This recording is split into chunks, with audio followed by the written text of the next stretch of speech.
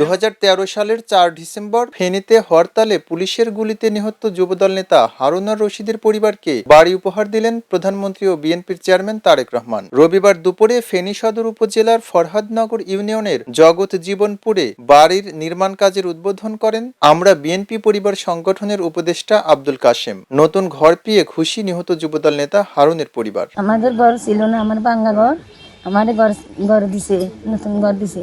আমরা অনেক খুশি। তারেক রহমানের কাছে আমি ধন্যবাদ জানাই। আমাদেরকে আমাদের প্রধানমন্ত্রী তারেক রহমান একটা ঘর উপহার দিতেছে, আমরা খুশি এবং ওনাকে এলাকাবাসী খুশি এবং আমরা প্রধানমন্ত্রী তারেক রহমানকে ধন্যবাদ জানাই। বিএনপি নেতাকর্মীরা বলেন, আন্দোলন সংগ্রাম করতে গিয়ে সারা দেশে বিএনপির যে সকল নেতাকর্মী ক্ষতিগ্রস্ত হয়েছে সবাইকে সহায়তার হাত বাড়িয়ে দেওয়া হোক। তাদের পাশে দাঁড়ানোর জন্য প্রধানমন্ত্রী তারেক রহমানকে ধন্যবাদও জানান তারা। আপনারা যদি আমাদের এসব দলীয় নেতাকর্মীদের পাশে দাঁড়ান, অন্তত তাদের পরিবারগুলো আনন্দিত হবে, খুশি হবে, উপকৃত হবে। ভবিষ্যতেও যে সকল আমাদের ফেনীতে সহযোদ্ধা গুম খুনের শিকার হয়েছেন, শহীদ হয়েছেন, সকল পরিবারের পাশে আমাদের বর্তমান প্রধানমন্ত্রী জনাব তারেক রহমান থাকবেন। নতুন ঘর নির্মাণের উদ্বোধনকালে উপস্থিত ছিলেন আমরা বিএনপি পরিবারের সদস্য সচিব কৃষিবিদ মোকসেদুল মমিন মিথুন, জেলা বিএনপির আহ্বায়ক শেখ ফরিদ বাহার, সদস্য সচিব আলাল উদ্দিন আলাল সহ বিএনপির অঙ্গ সংগঠন ও সহযোগী সংগঠনের নেতৃবৃন্দ। বিএনপির চেয়ারম্যান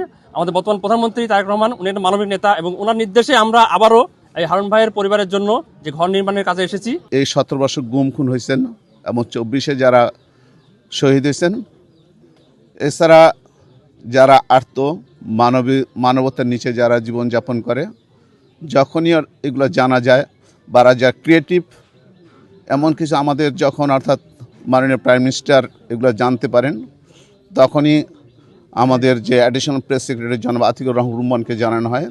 তারপর আমরা মিথুন সাহেবের নেতৃত্বে আমরা অর্থাৎ কিছু কতিপয় সদস্য যারা আছেন, আমরা সাধারণত ওই এলাকায় যাই, আমরা এই মানবিক কাজগুলো করে থাকি। উল্লেখ্য, 2013 সালের 4 ডিসেম্বর ফেনীর ট্যাঙ্ক রোড এলাকায় হরতালের সমর্থনে একটি মিছিলে পুলিশের গুলিতে নিহত হন যুবদল নেতা হারুন আর রশিদ। খবরের কাগজ, নিখাত, নির্ভীক, নিরপেক্ষ।